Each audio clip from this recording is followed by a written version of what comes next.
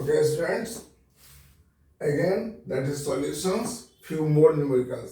Solution के ही कुछ और न्यूमेरिकल की हम लोग बात कर रहे हैं. तीसरा क्वेश्चन है determine the osmotic pressure.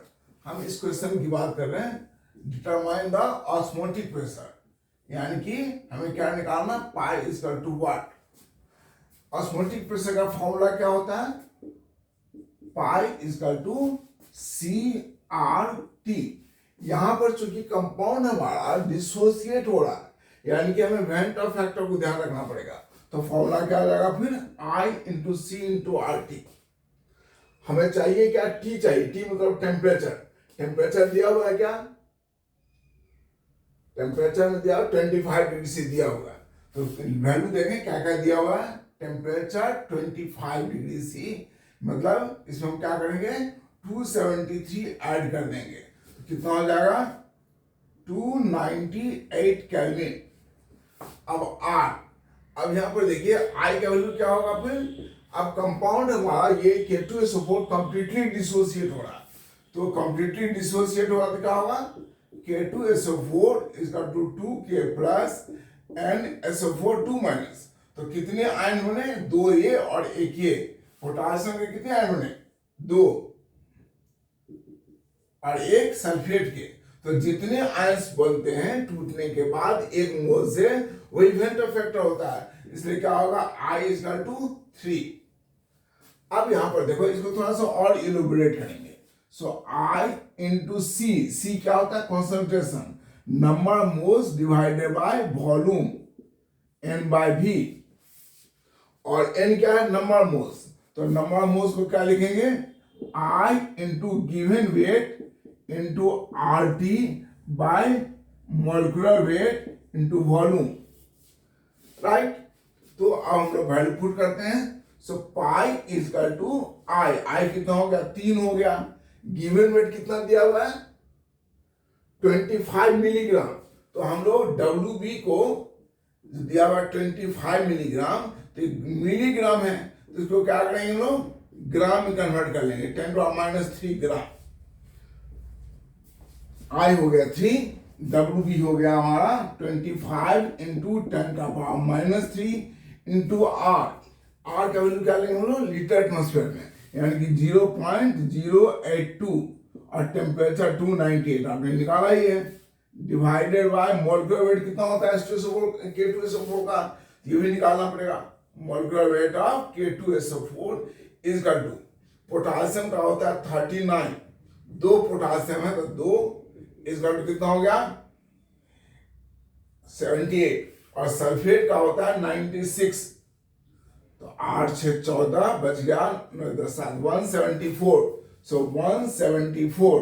Volume कितना हमारा है, 2 लीटर. राइट. ये पुट कर दीजिए, आपको पाई निकल गया. Okay. So this is what your this first question. Now next second question.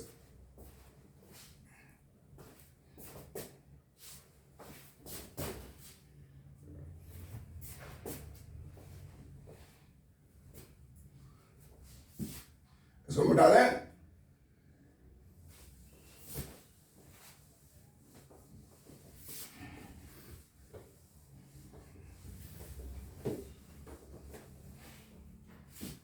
अब इस क्वेश्चन के लिए देखते हैं क्या करा हमें यहां पर. Calculate the mass of non volatile solute, यानी कि हमें WB निकालना है. पहले लिखेंगे WB is equal to what. इस कंपाउंड का मोलिकुलर वेट कितना दिया आपको, 40 ग्राम दिया हुआ. Which should be dissolve in 140 gram volume octane, यानी कि हमारे पास सॉल्वेंट क्या है, ऑक्टेन है. ऑक्टेन कितना ग्राम दिया हुआ, दैट इज ये क्या हमारा सॉल्वेंट है ना. So solvent equal to WA octane 114. इसका मोलिकुलर वेट कितना होता है, देखिए तो निकाल करके, C8H18 का 96 प्लस 18 एक यानी कि 14, ये सेम हो गया 114, यानी कि हमारा हो गया ये दिस मोलिकुलर वेट हो गया हमारा 114 ऑक्टेन का. So number of moles of octane कितना हो गया 114 divided by 114 is equal to 1. Right? तो calculate the mass of non-volatile solid जिसका मोल मास इतना है which should be dissolved in इतना ग्राम octane to reduce its vapor pressure to 80%. यानी कि हमें vapor pressure वाला इक्वेशन बनाना है. तो क्या लिखेंगे? लिखेंगे यहाँ पर let P naught is equal to 100. Therefore PS कितना हो गया 80% अब ओरिजिनल का, यानी कि PS कितना हो गया 80 हो गया.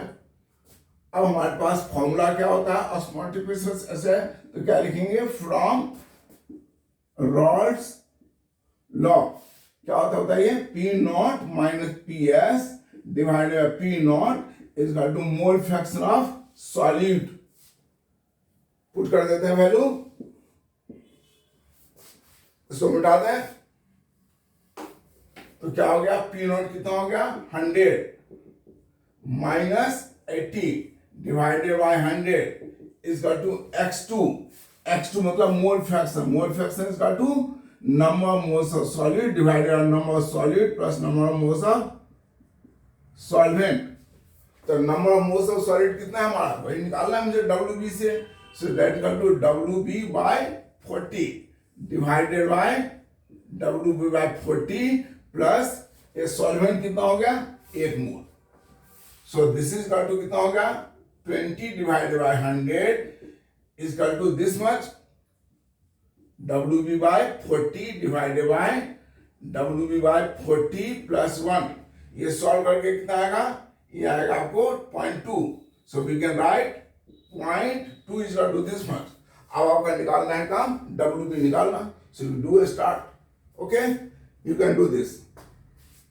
So we have done this numerical also. Now we shall discuss few theoretical part of the solution chapter. First you note down this.